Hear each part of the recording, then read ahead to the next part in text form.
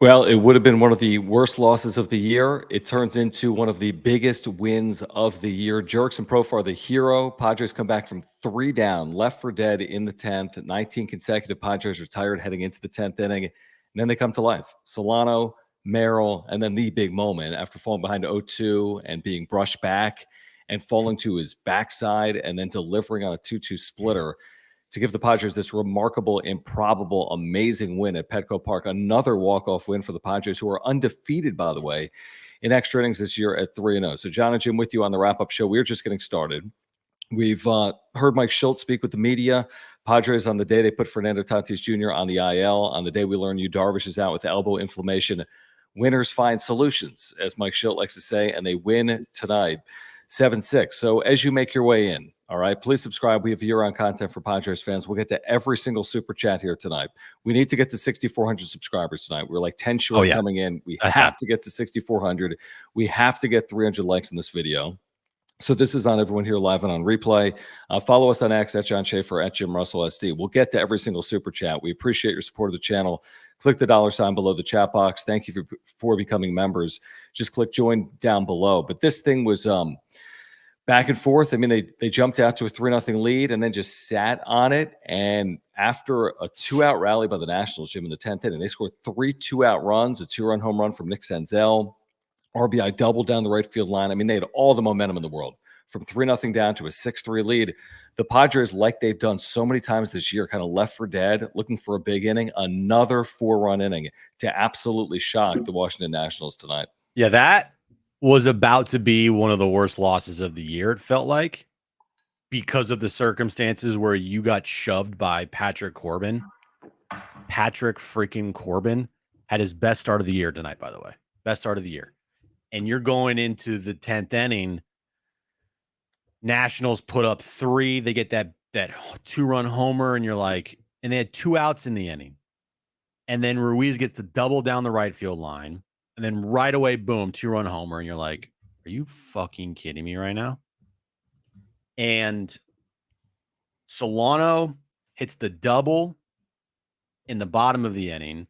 The biggest at bat for me was the Merrill at bat, because that's where you get the life and the hope. Because Merrill, say, strikes out, pops up, they don't score there. And now you're like, okay. And it's just completely different, I feel like, inning. Jackson Merrill getting that 2-run single, to me, kind of broke the Nationals back a little bit. Like, oh, shit, here we go. And then you get to the circumstance where Peralta has a bad at bat. And then, you know, Tyler Wade puts down the perfect bunt, which I'm sure, I guarantee you is going to be one of Schulte's favorite plays from tonight, was the Wadey bunt. And then you're in a situation like, who are you going to face? Are you going to face Arise, who does not strike out, or are you going to face Profar, who's having an all-star season? It was kind of like a lose-lose situation if you're the Nationals, frankly. And I don't know what their pitcher was doing, Harvey, but the second he threw a curveball, boom, game over. He was throwing, I mean, Mudd even said on the broadcast, the last time he threw a curveball in that inning was the 2-run single by Jackson Merrill. And he went fastball, pumping fastball, got 2 outs. And then the final pitch of the game is a curveball. Splitter. Well, it wasn't a fastball. It was a breaking ball. But it was a breaking ball. Yeah. And game over, Padres win. It was incredible. Tough spot. I mean, if I'm managing the Nationals, I'm doing the exact same thing with Arise. I can't. I just can't. No. This guy singles everyone to death. I can't let him rip a ball to right and I lose. Now, you're damned either way. Yep. You're in between a rock and a hard place. I have to do it. I don't like doing it. And Profar said afterwards, I felt like I was disrespected. He should feel like that as a professional athlete with the season he's had. He should be fueling himself. So I'm entirely on board with that. He falls behind 0-2. Then on an 0-2 pitch is brushed back. Not just brushed back. I mean, he was nearly hit. He was nearly hit in the head and falls down. And then, like you said, fouls off pitches. The more pitches you're seeing in that spot, the better you got to feel if you're a 330 hitter like Jurickson Profar. And I don't know how he reached for a breaking pitch like that, was able to pull it, and still hit it 365 feet or whatever he did. I mean, he's got such good awareness right now and discipline, and he's playing with so much just, I don't know, everything. I mean, he's just playing the best baseball of his career right now that He's coming through in that spot where I don't know if Manny is right now. I think Luis Arias has come through time and time again in those spots as well. But it was an unbelievable moment for Jurickson Profar. I mean, 19 consecutive Padres had been sent down heading into the 10th inning. That's unbelievable. And by the way, you thought the Merrill hit was the biggest hit. I thought it was Solano, because Solano fell behind 0-2 as well. And once Solano reaches, everyone represents the tie. It's a 6-3 game with 2 on, and everyone matters, whether it's Merrill or Wadey or Profar. And the way they freaking have been hitting for power here recently, that once you bring the tying run to the plate, they believe they can win the game. And to do it today, by the way, we have breaking news. Marty Caswell reporting that Fernando Tatis Jr., in speaking with reporters, has said he will be out well past the All-Star break. So this will not be a 10-day stint for Fernando Tatis Jr. We can't even get 10 minutes. He will be out well past the All-Star break. But here's the thing. They are finding ways. And this is not going to be easy. This is not going to be easy. But you're competing against teams like Washington to make the postseason. And when you win a game like this, the difference between losing this game or winning this game is 2 games in the standings. So it's a big win. Does it make the season? Of course not. But it is a big win for the Padres into the second half of the year here tonight. Yeah, talked about it all on John and Jim today. Overcoming injuries, you're just going to have to do it.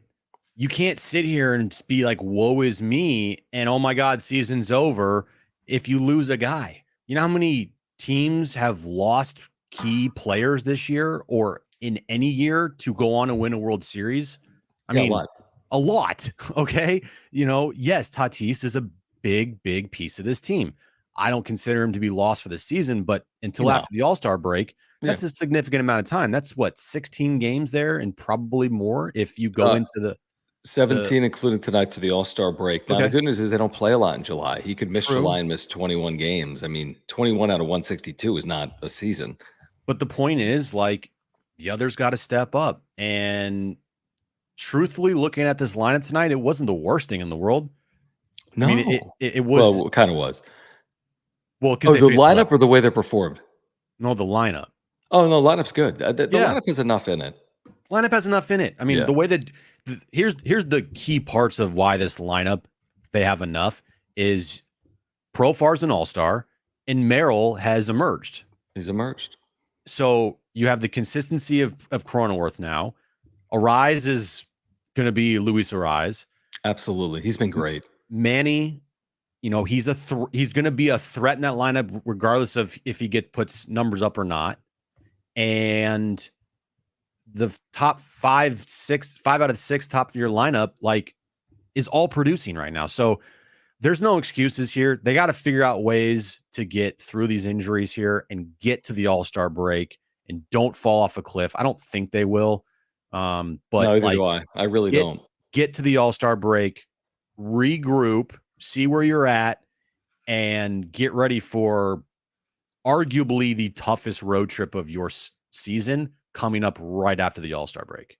Yeah, Cleveland and Baltimore, right? Cleveland and Baltimore in that 9-game. And I mean, that's for a future day because we don't even know. Is Yu Darvish pitching by then? Right. We received word he's got elbow inflammation. Is Fernando Tatis Jr. back by then? We just don't know. Right now, to your point, this team's too good, in my opinion, to fall 8 under. And I don't know if they're good enough to get 8 over. So knowing that, they're in a treading water scenario. We're going to get to the supers in a moment. Thank you, guys. Subscribe if you're here. Year-round content for Padres fans, the home of real Padre talk. And thank you for the supers. We're getting to all of them tonight. We appreciate your support of the channel. Click the $sign below the chat box. Just do what you're doing, Jim, is my point. Yeah. Stay 1 over, get to 3 over. I mean, you'll be fine. If they can do that in July, they'll put themselves in a position. We've talked about this early August stretch where they could maybe make hay, or they're playing bad teams. They'll be fine if they can get to August right around 500. And hopefully they get there above that spot. But Vicious Pac-Man, thank you for the first super of the night. Holy hell, Jim is married. That's what you got out tonight? Breaking news, everybody. I'm married. Yeah. Holy hell for the win, or holy hell Jim is married? Both the walk-off and Jim being married is holy hell. Thank you, Vicious Pac-Man. Johnny Blaze, appreciate your super chat. Appreciate the membership. He says, so happy, but I was so pissed how Profar did what he does. It would have been a bad loss. There's no question about it. Losing to another left-handed starter, not doing anything on offense, having your bullpen give up some some, whatever, give up the lead. Not to mention, I don't even know, Jim, if this game gets to extras. We were both watching Game 7 of the Stanley Cup. Washington had a run off the board because of a ground rule double. Right. When they scored off Waldron to make it 3-1, the second run was in. I was like, why did they go back to third? I was like, what? So they took a run off the board. Otherwise, the Nats have a 4-3 lead, theoretically, if the game plays out like that. So Padres might have been fortunate to get that game into extra innings. Would have been a bad loss, but it is a good win. So there's no reason to really harp over it being a bad loss because they won. So it becomes a really good win. I'm just looking here. Of the last 4 walk-offs that this team has had, been in the last, 6 home games? 7? 3 of them, including tonight, they've all blown leads in them. So yeah, to get it to tied or whatever. Yeah, right. Trailing. So like my point is, walk-offs, dude, great. Win's a win. You don't complain about a win. Well, we can, but you take that and you say thank you, because the opposite and the alternative is way worse. But if we're looking at their walk-offs here and how they got to these points, 3 of the last 4 walk-offs, they blew leads in. And that still remains an issue. It is. It's a huge issue. It remains an issue. But thankfully, this team is overcoming those issues right now and getting the wins and pushing off them going out and getting another reliever and making it. I mean, it's still a huge, massive need for this team, but it hasn't killed them in the last 4 because you're giving up leads here, but I mean, you're not saying to yourself, all right, we had that game in the bag and we lost, at least for the last couple of weeks. I mean, no, these are massive. Other than Philadelphia and game. You could argue, but the truth is, walking off blowing a lead is better than not walking off. Now, we don't see it that way. They would prefer, in the clubhouse, they're not saying, man, it sucks we had to walk off against the bottom 9. Right, exactly. In the clubhouse, they're celebrating walk-off wins. They celebrate walk-off wins way more than any 3-1 win. Like, we gave up a lead there. We had to walk off. No, like they're celebrating the walk-off wins to be way more impactful than not having the walk-off wins. This is how they've got real momentum. I mean, look at what's going on at home right now. They're playing really good baseball at home. I mean, that's impossible to argue. They're playing in front of these ridiculous crowds. So I think the walk-off should be celebrated. And this team, again, a year ago, they weren't walking off. They had the fewest in baseball. A year ago, they weren't winning in extra innings. They were 0-11 at one point, the worst in baseball history to start a season. This team is 3-0 in extra innings and it's had 5 walk-offs. And it's June. I know. So it's really incredible. Let me get to Ben Varela. Thank you for the super chat, Ben. We appreciate you, man. He says hello from Nashville, where I think he's on tour with Jason Mraz right now. So thank you, Ben. Must be nice. He says Victory Monday is a great way to start a 7-week tour. That's right. He said 7 consecutive weeks on the road. Padres don't go on the road for that long ever. No. But yeah, that's a hell of, again, if you're going to stay up in Nashville in the East, where it's 3 hours later and it's 1 a.m. right now, then you better do it for a win. And that's what happened here tonight. So thank you, Ben. You're Racing with Dale. We appreciate you.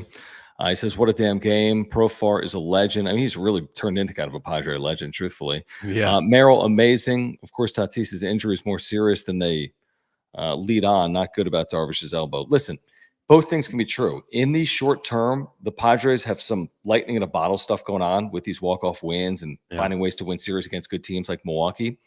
But in the long term, vision, there are real concerns. Darvish, Tatis, Bogarts, Musgrove. I mean, there's some real concerns. Machado's overall health, Profar's overall health. Of course, he's overcome it all. So both things can be true. Enjoy what's happening in the short term. Know that there are rocky waters ahead is what I would say. I don't think it's smooth sailing with all these guys on the IL. $80 million in contracts right now with those 4 players on the IL. That's half your payroll. But we didn't know Jackson Merrill would be Jackson Merrill. We didn't know Matt Waldron would be Matt Waldron, Profar, et cetera. So I think you take it all and just say rocky waters ahead, but get through it. When you have as many injuries as you have right now and you continue to win games and you have guys stepping up and you have unsung heroes the weighty bunt tonight was a perfect example. Donovan Solano. Jackson Merrill's not he's not an unsung hero. He's like a main piece, he's like a hero. But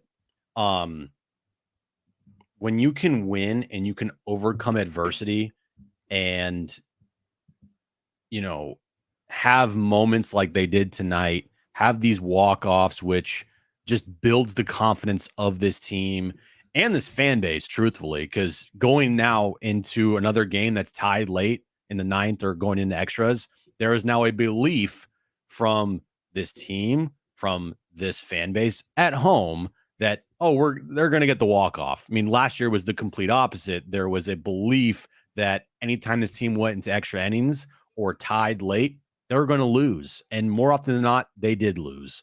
So that is all great. And when you have the unsung heroes and you have overcoming the injuries, I said it the other night, this team, it just becomes more endearing to a fan base. And these are the types of teams that fans fall in love with the most, is like the underdogs, or the, like, who was that? Like, that guy did, like, you know, super teams are great and having the best players on it are great. And it's great if it works out. Well, obviously it didn't work out last year. Sure. And I guarantee you, if this team won last year, everyone will love last year's team too. But if you can win with this group of guys, with the injuries that they're dealing with, that says a lot about this clubhouse, a lot about this team. But it is only one game over. It is 42-41. I want to see, like, the consistency that they're showing right now at home carry over to the road, and them not trip over their dicks like they have before constantly this year, where they play great for a stretch and they immediately go in a 4-game losing streak or a 5-game losing streak. Like, can you keep this up? You're going to lose games. I get it. That's totally fine. But can you avoid that 5 out of 6 losing streak or 4 in a row, and keep your head above water until the All-Star break? And hell, maybe be 3 games over or 2 games over or 4 games over, hell, at the All-Star break. That'd be amazing. I'd be cool with, honestly, if they can get to the All-Star break where they are. This is a little bit of like beggars can't be choosers, is how I see it. Anything above where they are is gravy for me, considering their circumstance. Darvish, Musgrove, Toddy, forget Anywhere, about Bogey, but what's anywhere's that? gravy. It's staying here, a game over 500. Okay, yeah, okay. Oh. Yeah, no. I don't want to see them fall. If they fall 4 or 500, that's not treading water. I say if they can tread and stay where they are Got it. until the All-Star break, I got no issues with it. Now, I would take better, but like, to me, consistency over the next 16 games is getting to the All-Star break over 500. Yeah. And that means you go 8-8 to close here. Mhm. Maybe they go 10-6 to your point. Amazing. They're 5 games over 500. 9-7. But then again, the alternative is they go 6-10 and they're 3 games under 500. So that's why I would take, I think, considering everything I know about where they are. Now, they got something that they didn't have last year. They just have this clutch gene. They're not out of games. Mhm. They rally. They have 4-run innings. So I think they'll steal games like they're stealing games. I think that's going to continue to kind of allow them to hang around. I don't love banking on it, but they came back from 8-0 down randomly. They come back from 6-3 down tonight randomly after having 19 consecutive batters retired and having no Fernando Tatis Jr. They just have a knack for doing this, and it's not like this is the second game all year they've done it, where there's the 8-0 game and there's tonight. Now, there's a handful of examples of them coming back from 4 or 5 down and winning, and I think that'll continue because they're just building up momentum and they believe in this group right now. Evan, thank you for the super chat, guys. If you're here, please subscribe here on Content for Padres fans. We're trying to get to 6,400 subscribers tonight. We need your help. And thank you for the super chats. Click the $ below the chat box. We appreciate your support. Like Evan, who says the 10th was the most clutch inning from the Padres all season. Profar's drive, Wade's bunt. Merrill's having the best Padres rookie season since Fernando. I think it's one of their most clutch innings. Again, I think the 8-0 comeback was just on the tip of my tongue there a moment ago, and they had some big at-bats in that game as well. But yeah, in terms of one inning, this was right up there, probably, Jim, as good of an inning as maybe they've had this year, right there, 1, 2, or 3, I'm sure. I mean, it just happened, so you kind of feel like, yeah, of course, that was the best inning they've had all year. It was an out of the blue inning, especially from like being down 3 and what happened in the top of the 10th, and you're facing kind of you're just like sitting there like, okay, did they just blow this game right here? But they didn't, and it was a just really well executed bottom of the 10th inning. And once again, another 4-run inning that this team has had that they put on the list. 28 of them. Yeah, I'm sure Kevin will go into a deep dive about how many 4-run innings the team will have at the end of the year, and it's going to be a lot. I would love to see it. It's going to be a lot. Yeah, I don't think they had maybe this many all year. Think about that. They've played 83 games. Yeah, I don't think they had this many all year, which is just bonkers. It's not that they're quote unquote a better lineup. They're just more resilient than they were. Yeah. By the way, Merrill's rookie year so far, just go back and look at what Tatis did in I think 88 19? games in 19 before his before he broke his back. Yeah, it was 84 games, and he had a 969 OPS, 22 homers. So yeah, no, it's not that season, but that's an amazing season. I mean, Tatis would have walked away with the Rookie of the Year if he played. And I think he still finished top 3 or something. Yeah, he finished Jim third. Yeah, that's amazing. Retod, thank you, man. We appreciate you. He said, did the last at bat prove Profar has balls of steel? It proved he's as good of a player in the National League right now as there is, because he's been that consistently good. He's going to be the starter in left field in the All-Star game. He's the top vote getter in the National League among outfielders right now, as he should be. It just proved that he's in the midst of a career year. I think we'll look back in this year, and this will be potentially an outlier for Jurickson Profar. This will be as good as he's ever going to play in the big leagues. It's hard to replicate this. It's hard to do this over 162. Let's hope he's able to do this over 162, because if he does, it's an amazing story. Just that alone is an amazing story. Is it the best bargain in baseball? I mean, no one's putting together that production for $1 million. No one. Nobody. Not a veteran. If there is, young guys. And if there is, tell me, because it would have to be a rookie on a rookie deal. Exactly. There could be rookies, but no veteran. Making like $850,000 or something.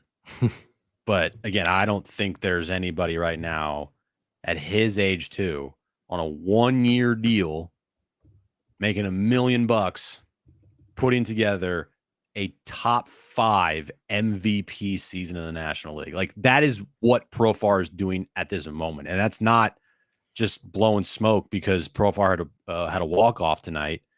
It's a legitimate top 5 at this moment MVP season for Jurickson Profar. You know, you have the Otanis, you have the Harpers, you know, and then you have Profar.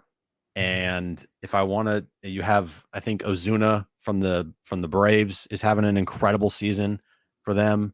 And then give me another one, John. Anybody else that comes top of your mind? Did you say you said Freeman? Betts is out. I did not say Freeman. Said Ohtani. I said Ohtani. Betts was having an MVP season before he got hurt. Right. Yeah, I think you got Harper, you got Ozuna, you got Ohtani. You could put Freeman. He's got no list. shot to win the thing, but who cares? And you got Profar. I mean? Like, he's not going to win. Top 5 it. in baseball and National League. He doesn't have the name of Ohtani, obviously, but who cares? Like you said, he's a top 5 hitter right now in the National League. By the way, he was 0 for 4 in this game before the 10th inning. Luis Ariz, who was intentionally walked, was 0 for 4 in this game. Look up Ozuna's stats, Omar. Look up Ozuna right now. You're not going to put an LOL after that. Yeah. Matthew, thank you for the super chat. Says, do we win this game? Do we win this game? So this game, if we had Bob as manager, I don't think it had anything to do with the manager. No, I think it had everything to do with the team. I mean, Solano's been an amazing pickup. Like, the fact that Donovan Solano is even here and doing this is ridiculous. Like, he's had so many clutch moments. This guy isn't even like a power hitter. That ball nearly left the yard. Donovan Solano is an incredible pickup. Like, we talk all about Ariz and Cease and whatever else. Estrada, Donovan Solano has had some huge moments. He's worth like a win and a half, in my opinion, because he won a game for them. He's worth a portion of some wins in there with his play. Really, really, really good move to pick him up off the scrap heaps, to have him play the role that he's playing right now for this team. That's the other thing about this rally, Jim. This started with 6, 7, 8, 9. This wasn't Ariz, Profar, Machado, the guys that have been productive. This was the scrap heap guys that started this thing. And it's not really, but Solano. As for much criticism as I give AJ Preller, and a lot of it's warranted, what he has found this year, and some of it's luck, and a lot of it's just the players actually performing for once, right? But the Donovan Solano pickup has been massive. Without him, where is this team? Bringing up Jackson Merrill to start this year. Where are they without Jackson Merrill? Signing Jurickson Profar to a 1-year deal. Where are they without Jurickson Profar? Trading for Luis Ariz when they traded for him. Where are they without Luis Ariz? Dylan Cease, he struggled of late, but still started off hot. Where would they be without Dylan Cease, who has been in that rotation constantly for the entire season? Where would they be without Jeremiah Estrada, who they picked up from the Cubs and started the year in the minors? If you're looking at one player that he's picked up that's not done anything, it's David Peralta. Okay, cool. I can live with that. Cares? You're not going to hit 1,000, Yeah, and I would expect, but those guys we're not expecting anything of. Right. Like, that's a stopgap signing, just like Solano, just like Estrada. But when you catch lightning with just like Profar, any team could add Profar. Any team could add Profar. But and again, you're right. There's some fortune and good luck and happenstance in there that allows it to occur. If Profar didn't work out, I wouldn't be like, "Hey, Preller, I can't believe you signed Profar." You know what I mean? It's 1 year, $1 million stopgap. Yeah. Yeah, but when you hit at a good clip on guys that are on waivers or have no other opportunities, then you've done your team well. Caleb, thank you. Says, do you think they'll DFA Peralta for another bat? I don't think it's their number one priority right now. If I was guessing, my priorities are get some dudes healthy. When I get to the deadline, what do I need? I need starting pitching. I need bullpen help. The bullpen's been leaky. Yeah, you can upgrade. I mean, they just sent a Zokar down. I mean, they could definitely upgrade. There's some upgrades that they could be looking at, but I'm not terribly concerned about David Peralta right now. I feel like this team has bigger concerns than that. Again, it's not the biggest concern. He's going to be your 8-9 hitter right now. They just got Bryce Johnson, who I'm sure you'll see more time from him, and you can't have everything. I mean, they're dealing with injuries, and so they're going to have some holes in their lineup. They just are. So Peralta's a professional hitter. You're not going to get much from him. Don't expect anything either, and just don't waste your time getting like uberly upset when David Peralta goes over 4 every night. Yeah, and whatever. There's always a 26th man on a roster. There's always your last reliever. There's always your last position player. Every team. Because it's always like, well, if David Peralta wasn't on this team, they would have won that game. It's like, guys, no. That's way too much of a stretch. If they lost tonight, I would not have blamed it on David Peralta. I just wouldn't have. That in the 10th was not good, but still, but I wouldn't have. The game was not David Peralta. I mean, they had a 3-0 lead and didn't do anything against the starter, and then gave it up. Yeah. Kevin, thank you for the super chat. He says we could use Anthony Santander. Plays right, first, has good pop. Free agent extra 2 could definitely help us out. He's on Baltimore, right? He's a regular. Why would he be going anywhere? Yeah, I don't know about that one. My knowledge on the Baltimore Orioles isn't. Yeah, I don't know why Baltimore would get rid of. I think he's a regular on Baltimore, and I don't know why Baltimore would be getting rid of regulars with the season that they're having. But maybe there's something I'm not familiar with. Let's look up Anthony Santander. Dude, this year he's hitting 234, not great, but he's got 20 home runs and 51 RBIs. Yeah, it's not happening. Not trading him. And they're like, guys, they're trying to win another division title and win a World Series. Yeah. I mean, I like the name, but unfortunately, he's got an 808 OPS. His OPS plus is 131. 2 OPS on the Padres. He's not going anywhere. He's not going anywhere. We're going to get back to the chat in a moment, guys. If you're here, please subscribe here on Content. As you know, home of real Padres talk. We'll get to all these super chats. Appreciate you. Padres in a remarkable fashion. Left for dead. Walk off in game 1 of this Nats series 7-6 on Jurickson Profar's 2-out, 2-run double that plates the tying and winning runs. We do want to tell you about our title sponsor, Mark Nitz, who's been with us since day 1, 3 years on the wrap-up show. Great insurance agent. You can take that from us. I've got homeowners, life insurance, and earthquake insurance through Mark. He's an amazing insurance agent. He's a diehard Padres fan. He's a native San Diegan. He's a longtime supporter of the channel. And I always tell you, if you have any insurance need, just by switching to Mark, he can save you $750. So we could all use the extra money. He can switch you. He can save you $750.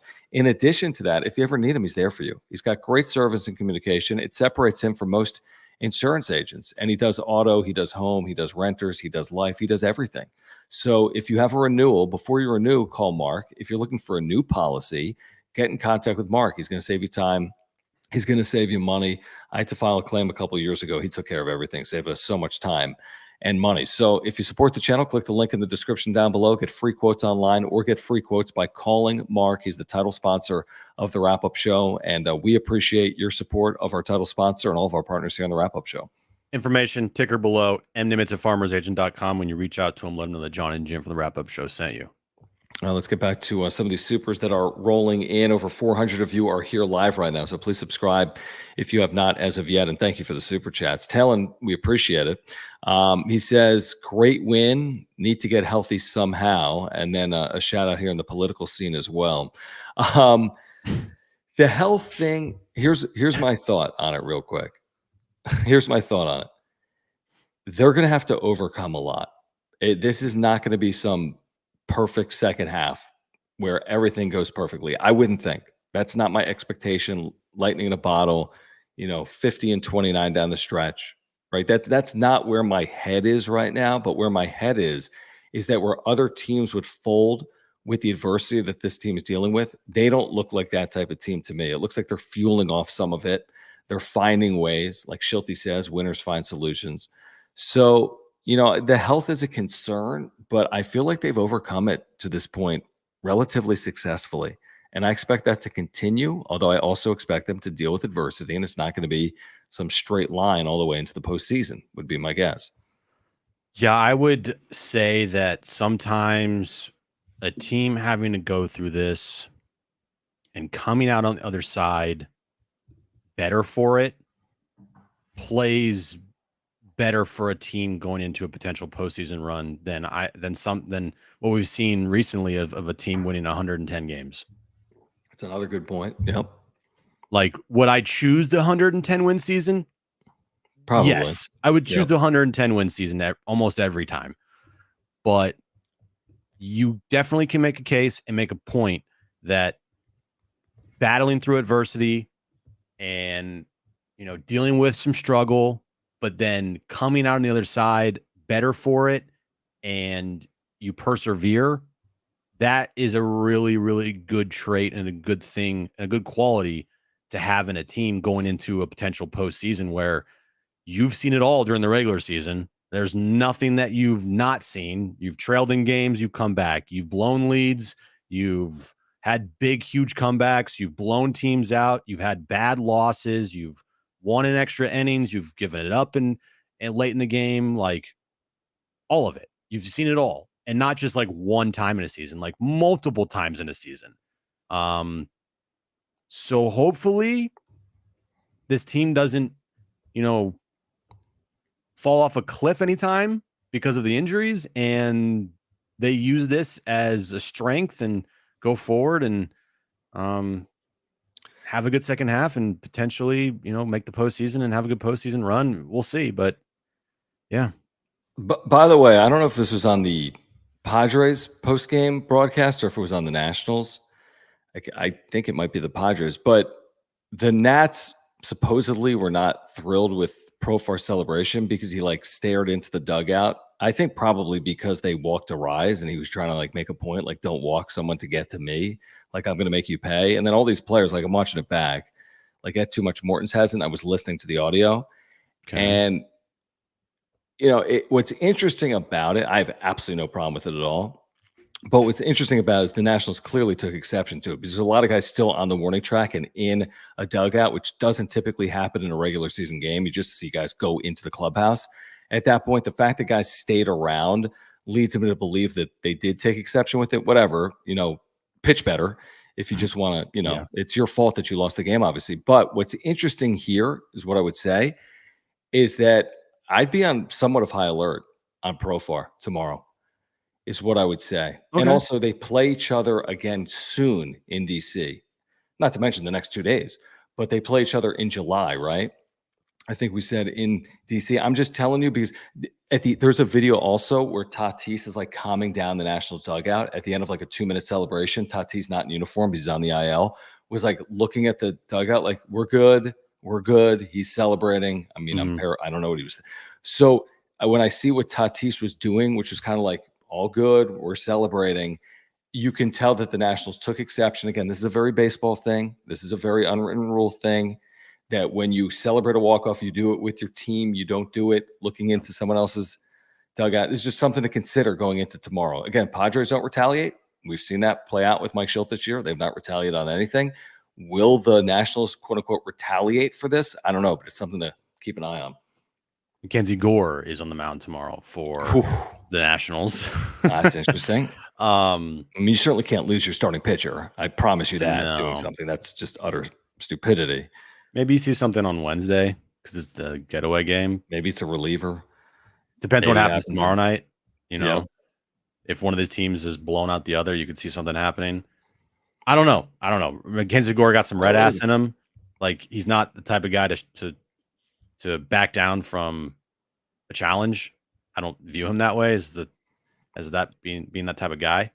By the way, did you see also, I don't know if you did, there was a video of Jesse Winker arguing with like this old man behind. Yeah, I saw that. And the fan was like, they threw a Profar. I mean, hey, buddy. Hey, fan. No, they didn't. Right. Like, I'll bases are loaded in a 1-run game in the 10th inning. You're trying to tie the game. Yeah, I'll back the fans until the fans prove to be idiots. And this is a moment where I know that the Padres just won and you're puffing out your chest and everything's great and all, but like, bro, you're not that. Don't be that guy. You're not the manager. Like, come on, man. Now, listen, was it up and in? It was, it was.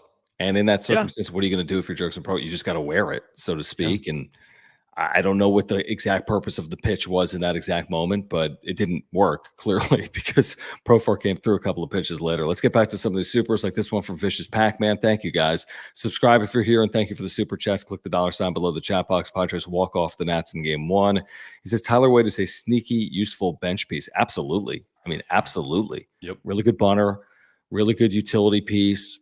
A good enough defender, has come through in moments for this team in a variety of ways. He absolutely has provided more value than I think most people thought. And Mike Schilt loves this guy, and he's playing with that, belief that his manager believes in him. Yeah, he's a ball player, John. He's a ball player. Of course he's a ball player. He's just a ball player. He's a baseball player. Tyler Wade, I feel like, and I would love to ask Schilty this. Doesn't it feel like Tyler Wade is like Schilte's favorite baseball player? It has to be. Like, has to be on this team. On this team. Yeah. Like, I feel like Jackson Merrill could also be Schilte's favorite baseball player, but like, I don't know. I just feel like the way that he's talked about Tyler Wade this year, he would choose 26 Tyler Wades every day of the week. Like, they'd be with 26 Tyler Wades, they'd have the 0-81. Yeah. But I'm talking about just of like how Schilte's a big, how about you go about your business type of guy. He's a big process guy. He's a big, like, putting your work in guy. And I feel like Tyler Wade's just always going to be the guy of like, what do you need me to do, Skip?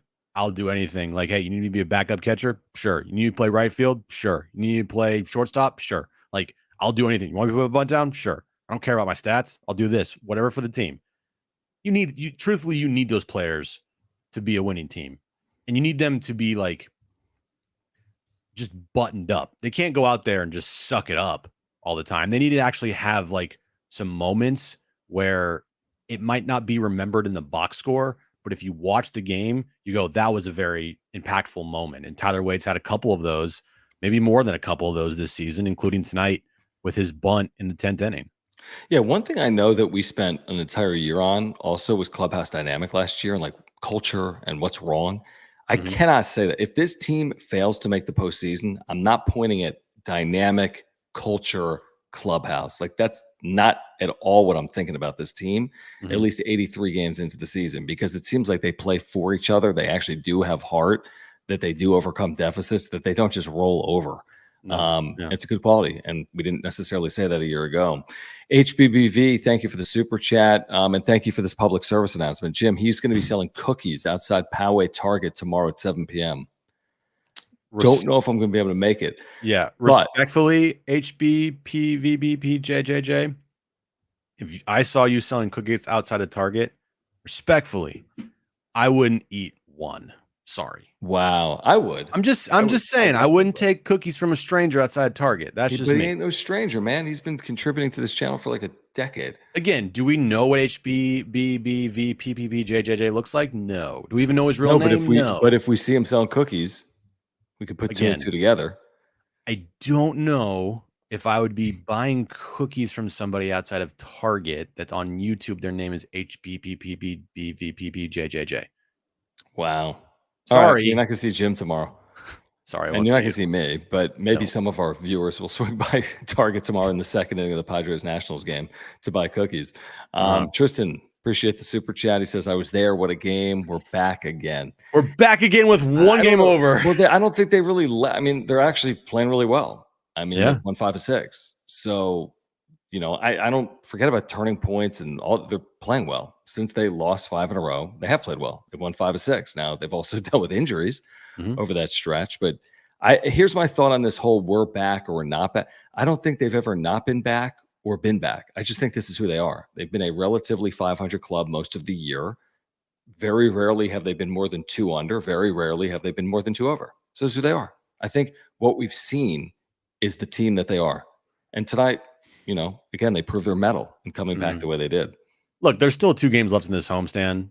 But this upcoming road trip through Boston and Texas, it's important because even though Manny blames the media for this narrative, like they have flipped the script from earlier in the season where they were an amazing road team and they were a shitty home team. And now they're become an amazing home team and a shitty road team. So if you can finish off this homestand by winning one of the next 2, like I'm not going to try to be greedy with this one. Just win the series, have a winning good homestand where you've won 5 and 2 again. 5 and 2, backed that up after the last 5 and 2 homestand. Go on the road and play some decent baseball and don't trip over yourself once again. Agreed.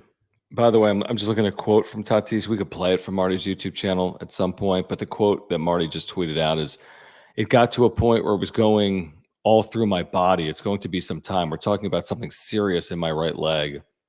Fernando Tatis on emotions of going on the IL, trying to play through injury and when he could return. And she, tweeted earlier that it'll be well past the All-Star break. I think was exactly what he said.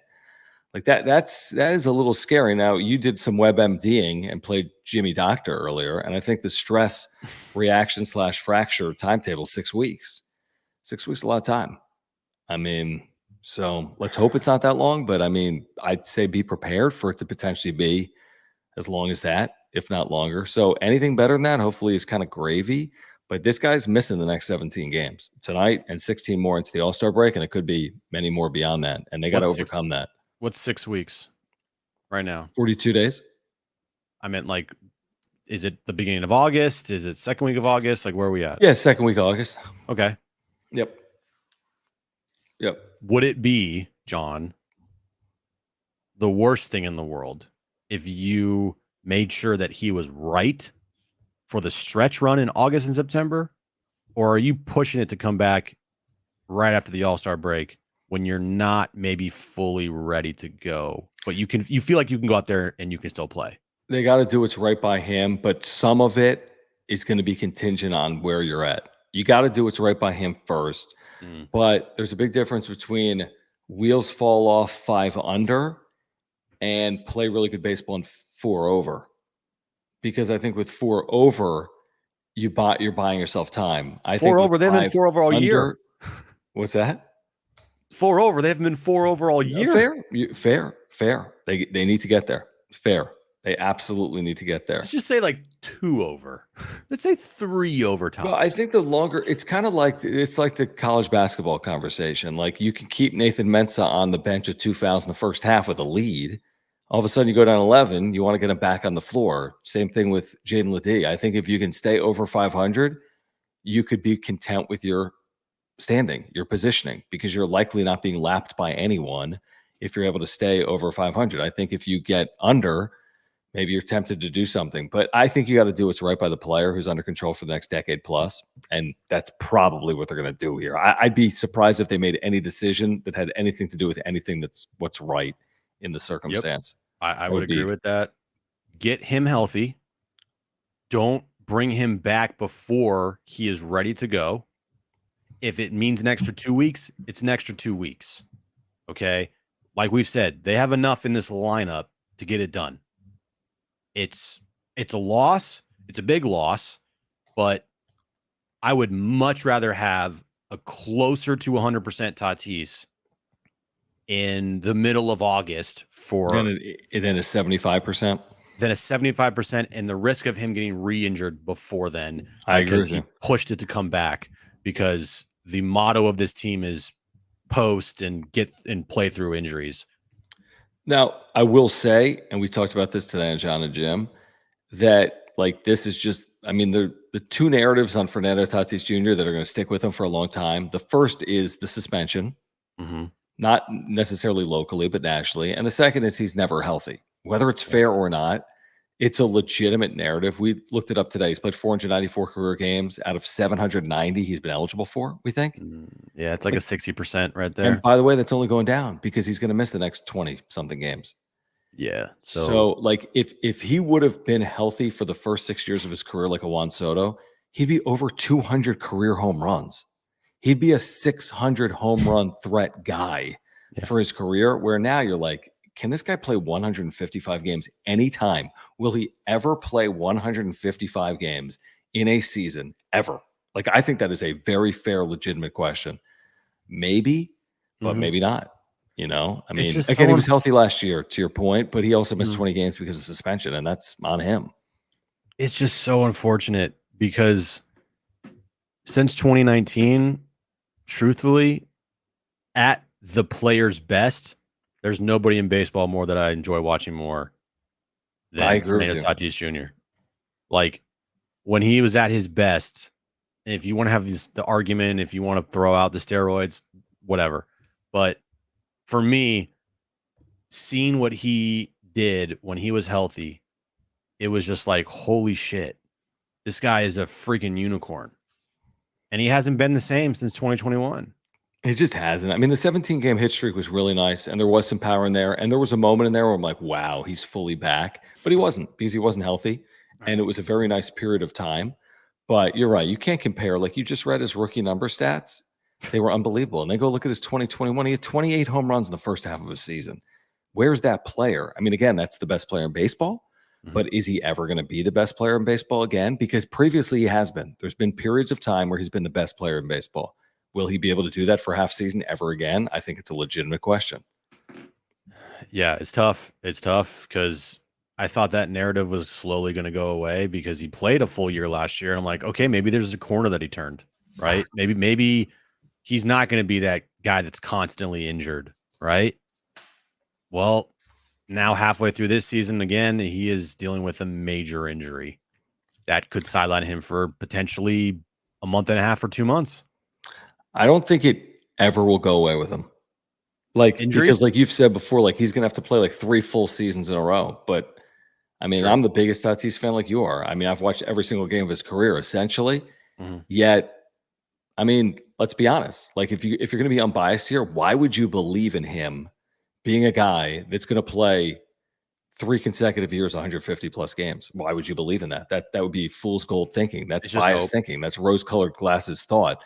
Yeah. Until he does it, I'm thinking it's not happening. And that's the way the organization might have to plan for it, because this guy's missed, like you said, 40% of the games he's been eligible for in his career. That's really bad. I mean, that's ridiculous. Like, truthfully, like this team is just, I don't want to say it, but if he does not get healthy, and if he has a career, John, in the next 4 years where every year is an injury concern or something new pops up or whatever the case may be, I mean, that's another contract that you're just sitting there being like, what the F, man?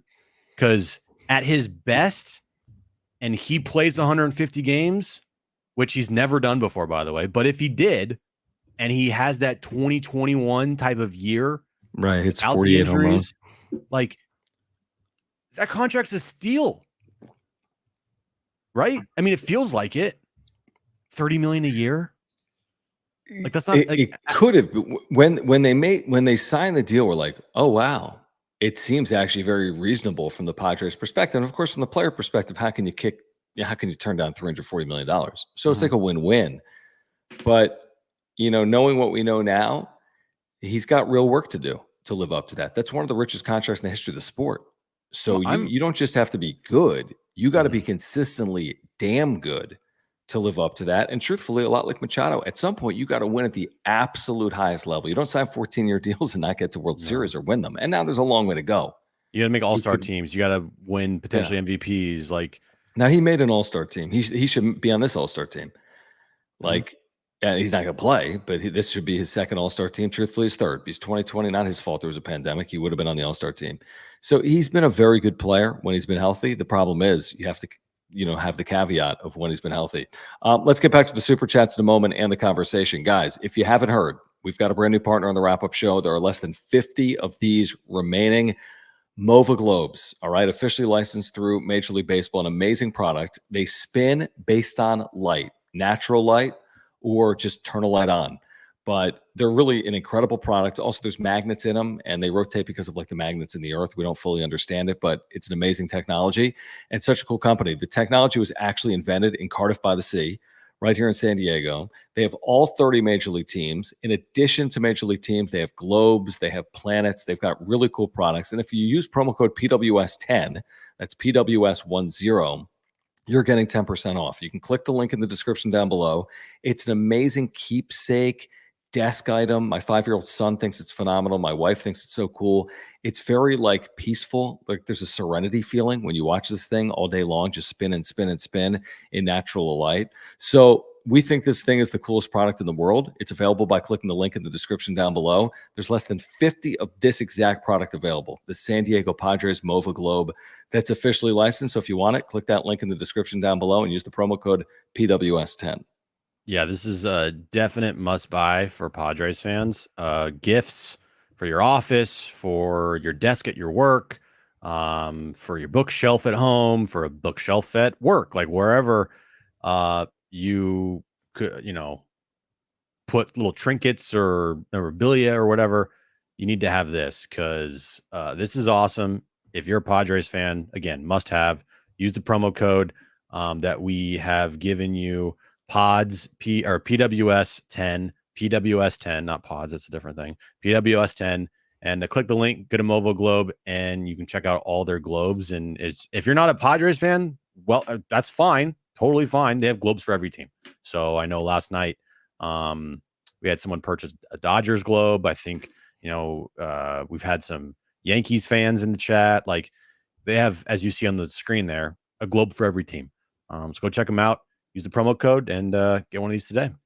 And this is like my favorite video ever, other than the fact that there's not a Padres globe among these 6 teams. Yeah, what's up with that, super Michael? Cool to watch them spin, but they need to put a Padres globe up there. Come on, Michael. I don't know if you're here right now, but come on. Let's get this graphic updated.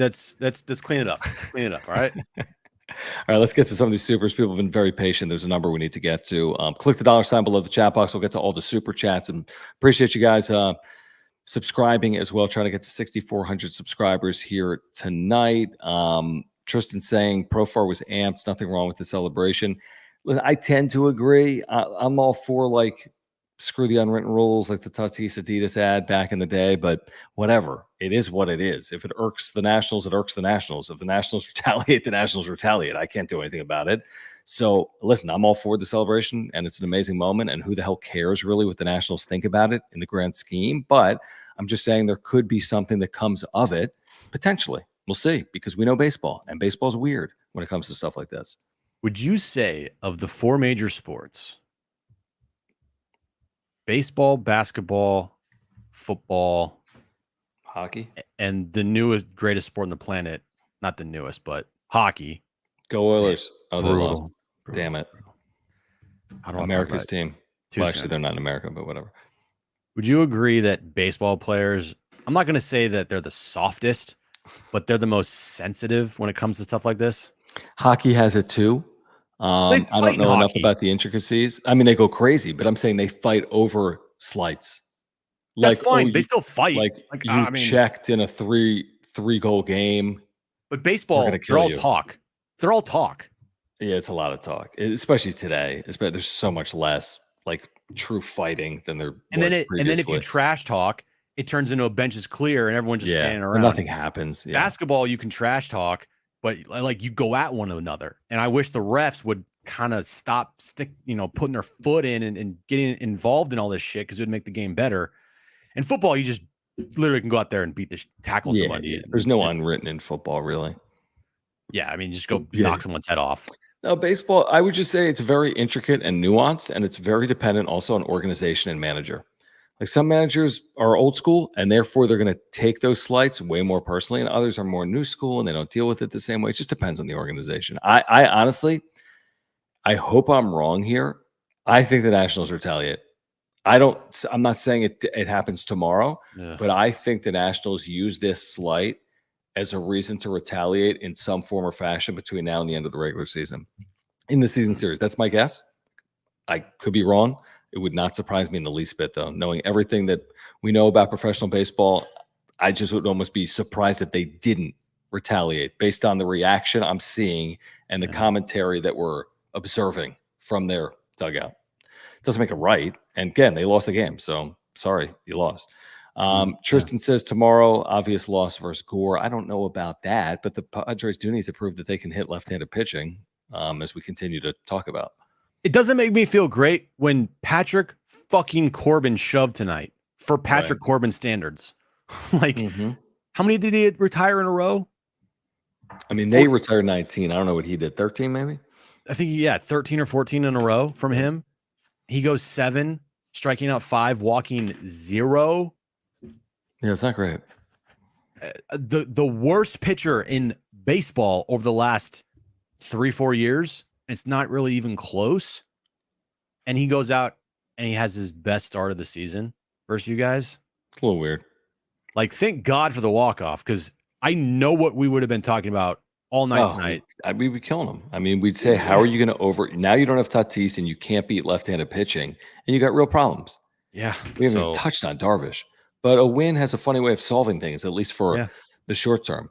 JD Gasher, thank you, says, I gave you a cookie in 2023, Jim. You had no issues. That was at Fair Play. Remember that? You brought us cookies. JD Oh, we know Gasher. you. We've seen you. You also brought me a sealed cookie from Philadelphia from like an actual cookie chain. Correct. So, yeah. Correct. The homemade cookies I might be a little like skeptical on. But if they're like cookies from like a cookie chain that they're packaged, then I'm all game, man. Give me a cookie all day. Tristan, thank you again. He says, nah, guys, we're back. So back. Win streak with all ILs, like all these guys on the injury list. Listen, maybe. I mean, they'd won 4 straight before yesterday. They win again. It's 5 of 6. We'd love to. We'd all love to see them go 9-1 over a 10-game stretch. Haven't done it this year. They're positioned maybe with Washington at home. You win a couple of games here. Again, that's maybe getting greedy where you've actually, you're 7-1 over 8 games if you win the next 2 days, but they got to win the next 2 days. Yep. Cruiser, thank you, says if they throw it pro, which Padres reliever responds? Well, then who even knows? Because at that point, does it end it? No, it probably doesn't end it because if Profar gets thrown at, you probably do retaliate in some form or fashion. So who knows? You're not having Adam Major go out there and retaliate. No, maybe you do. Starter. And probably if Pro got hit, you probably don't retaliate in the same game would be my guess. Who knows? By the way, I'm not overly concerned about it. I'm just thinking about it. Yeah, and I would call out the pitcher for the Nationals tonight if I thought he was throwing at Jurickson Profar. But you literally have to be out of your fucking mind if you think with the bases loaded, up a run in the 10th inning, the pitcher is intentionally throwing at Jurickson Profar's head. And this just stupid fan who decided to, talk a big game and puff his chest out, like, give me a fucking break, dude.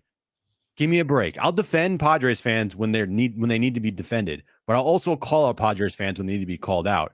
And that particular fan, like, you're lucky that Winker didn't come up there and slap you in your face, Because if he did, that'd be obviously a bigger problem. But like dude, what are you doing?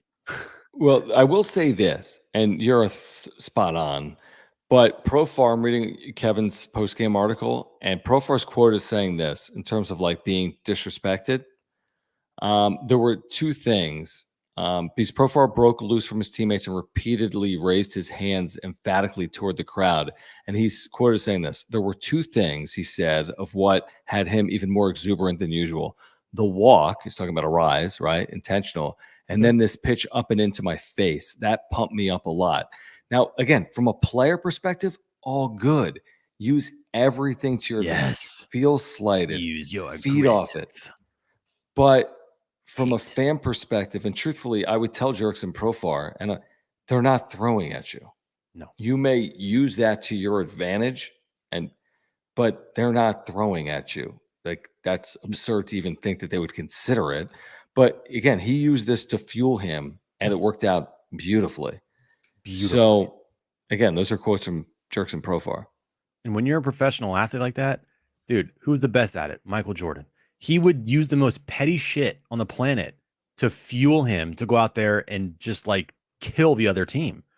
If you got to use a guy who threw it up and in at you to probably try to move you off the plate, or the ball just got away from him, and you got to use that in your head of like, that motherfucker just threw at me, then use it. And that's totally what should be done. And I'm glad that he said that. But at the end of the day, I don't think Schulte's sitting there being like, what are we going to do tomorrow to retaliate? Well, I know he's not. No, he's not.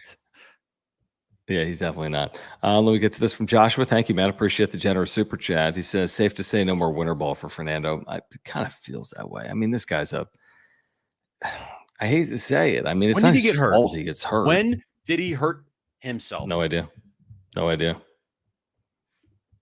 Didn't Darnay have a tweet about it? Didn't it have something to do with when he went first to home on a play within the last month? Look at Darnay's timeline and go back like a handful of tweets or however long. He tweeted today. I'll look at it later. Yeah, you don't care. You're like, when did he get hurt? I'm like, I'll tell you when he got hurt. You're like, whatever. It happened at some point in the last, I don't know, 5 weeks or something.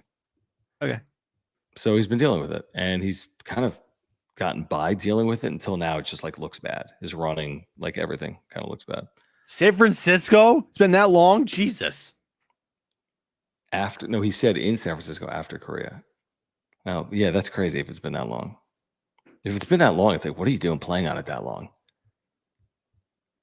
And did it make it worse by playing on it? Like, was it a fracture, or was it just a strain? If he would have just shut it down earlier, who the hell knows? Guys, UnderdogFantasy.com, the best and easiest place to play fantasy sports. If you use promo code PODSWRAP, you are getting a 50% deposit match up to $250 free dollars, plus a free special pick. Promo code PODSWRAP, PADSWRAP. Padres pick'em's going on right now for tomorrow night's game. Let's see if that game is up yet. It is. Tuesday. You got Mackenzie Gore. You got Manny. You can get your plays in right now. Let's see, with Gore right now, I mean, you could play whatever you want. I mean, if you think he's going to walk fewer than 1.5 batters, that pays 1.25 times. If you think Manny's going to homer tomorrow, I mean, he's always kind of quasi-due, but he's only hit 7 home runs. I mean, just that right there, by the way. If Gore walks 1 and Manny homers, $10 pays 112. $100 pays $1,000. So I kind of like that play. But in addition to that, like who feels slighted? Profar? Let's see what Profar has tomorrow. I mean, Profar, take him at 1.5 bags because that's who he is. I mean, all of a sudden you're at 24-1. Give it to me, $2,300. And you flex this, by the way. Like, look at this. You flex this thing $100, you can still win $1,200. You can still walk away with $300+, even going 2 out of 3. So use promo code PODSWRAP, PADSWRAP. Get that 50% deposit match. And also get a free special pick in the process as well. It's so simple and easy, Jim. We've been playing all season long. You've won hundreds and hundreds of times. I've won dozens and dozens of dollars at times. You can play right now at UnderdogFantasy.com. Yeah, use the promo code PODSWRAP when you sign up. QR code right there. Download the app. Promo code PODSWRAP when you sign up. Go start winning some money right now, everybody. Did you hear Schulte talk about rally popcorn? Yeah, what the fuck was that? Talking talking about Tatis. They've been great teammates. They're cheering us like crazy. Toddy came up to me because I think he knows I love popcorn and gave me some rally popcorn, actually the 9th, and we carried it over to the 10th, but it was great. We've got to figure out a way to win games, and there's a lot of different ways to do it, including popcorn. I mean, I do love popcorn. I like popcorn, but I always say it's a bad broadcast food. But here's the thing, John. When you eat popcorn, you're Yeah. probably not going to go on a broadcast anytime soon, right? Well, what if I had it tonight, for example? What if you had it after the show tonight? If I had popcorn after the show? Yeah. Huh? Do you really want to eat popcorn at 11:30 at night? You sound like you were underwater there. Yeah, dude, I can eat popcorn anytime. I'm good to go. You're kind of like a late night guy, though. Like you stay up till 1 in the morning watching like Revenge of the Disney or whatever. Yeah. Okay, wait. Before we get out of here, we're going to shout out Marty Caswell. Subscribe to her channel. Crediting Marty for this video right now. She's a great resource for Padres fans and for us on the wrap-up. Turn up your volume, by the way. Your volume's very low on the Dude, what are you video talking here. about? The volume button on the video here, click it and make it louder. Thank you. Okay. Here we go. Very sorry about what happened. What are your thoughts right now that you know, hey, what you got and that you're going to be out for a while? Some serious stuff in my leg that it can get worse, and we definitely don't want that. So I was playing through it, and I probably could have kept going, but the doctors recommended for the best to heal it now, for that way it doesn't get worse, and it's just better that way. It clearly anyone could see had been starting to bother you a little bit more. You were still hitting though. Like, how surprised were you that it was as serious as it is? I kind of knew right away. I know what I was feeling. I know it was not muscular. It's some really sharp pain. But, at the end of the day, we're here for results. And, it doesn't matter how tough it gets. We just got to go out there and show up. Do you remember when it started, or did anything specific spark it, or has it just been progressively getting to where it is now? It's been a long one. It's been progressive.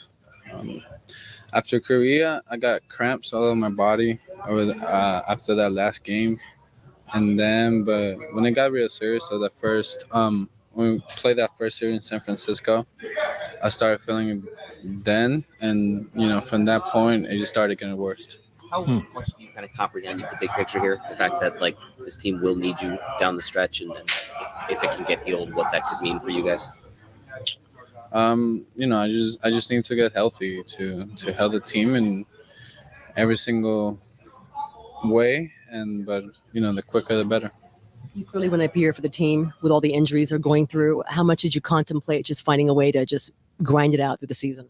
I was doing that for 2 months already, I feel like I hold it as long as I could, but it got to a point where it was getting it was feeling in my right leg, but it was going all through my body. Have the doctors or medical staff given you any realistic timetable when you might be able to return? It's a huge gap. I don't want to put it out there because people are going to expect stuff, but it's going to be some time.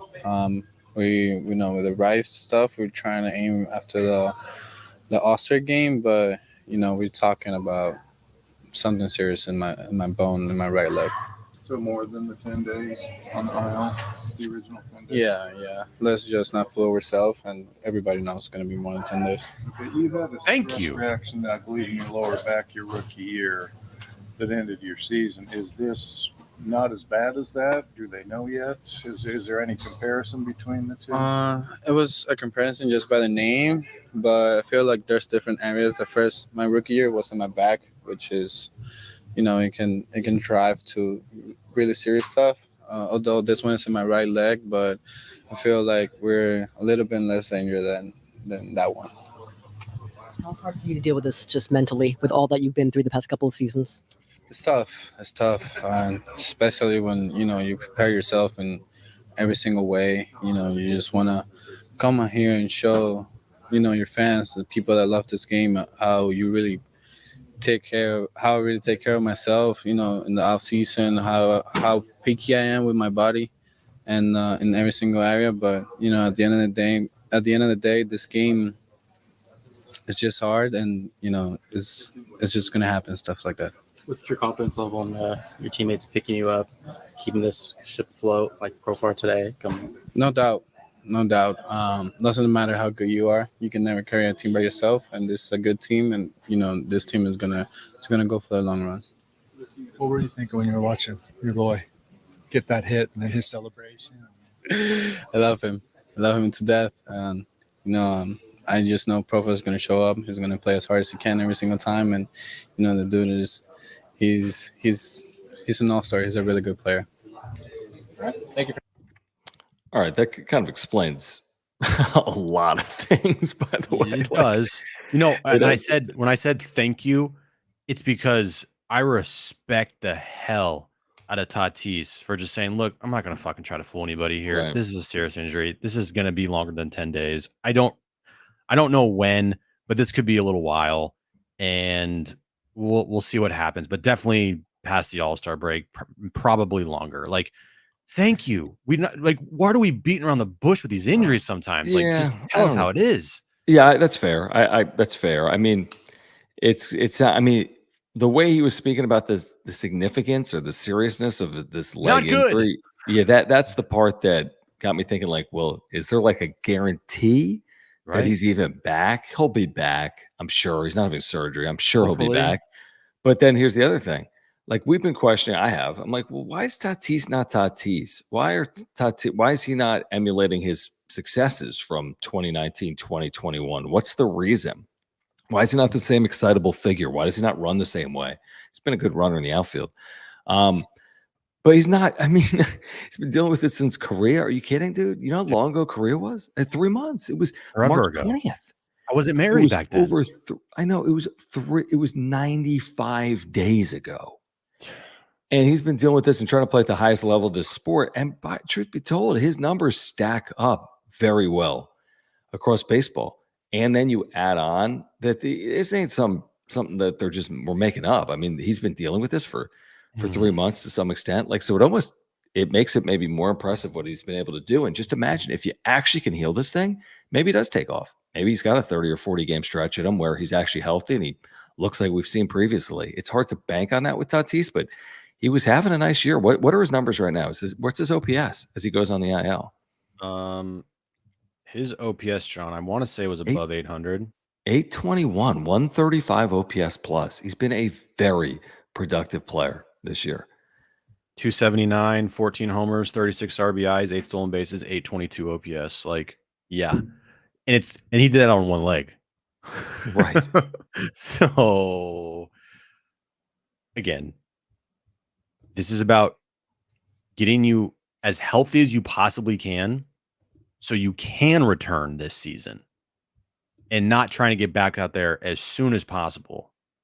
Because the most important thing, I would take, and this is going to sound really low, but 45 games of a close to 100% Tatis for the stretch run. Would you take that right low now? Because it's not that low. That means he misses 34 games, which I guess it's a big number. It's a big number, but it's not a crazy number. He's going to miss 17 right now, guaranteed. And then after the break, you could push the end of July. 45 games right now. Would you take it or leave it? Close to 100% Tatis. I mean, you kind of have to take it. I think I would too. By the way, I didn't realize this. 2 of the last 3 days for the Nationals were the walk-off loss on the pitch clock and tonight. Oh my God. The last 3 days, they've lost on a pitch clock violation to walk off. No, they won on a pitch clock, right? I thought they lost. No, they won. They took 2 or 3 from the Nationals. No, they lost that game, 8-7. Oh, okay. Are you sure? I Google it. Well, they won the other. They took 2 or 3 from the Nationals. That's great, but they lost that, and then they lost today with a 3-run lead in the 10th inning, having sent down 19 consecutive Padres. That's a tough Brutal. Tough couple of days. Final super of the night from JD Gacho says white cheddar or caramel corn for the win. Combo Pack. combo, white cheddar and caramel with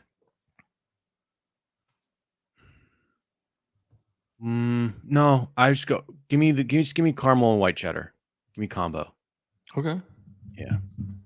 What do you think about this before we get out of here? Is Manny is he capable with his current health?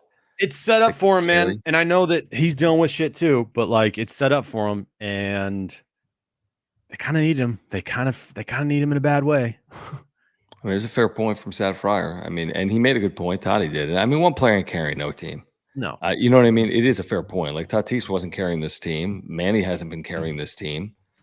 Trout didn't carry the Angels in 2020. You get the point. I mean, That 2022 team had significantly better starting pitching than this team does. yeah, no, that's a big part of it too. That's a big part of it. Not even close, really.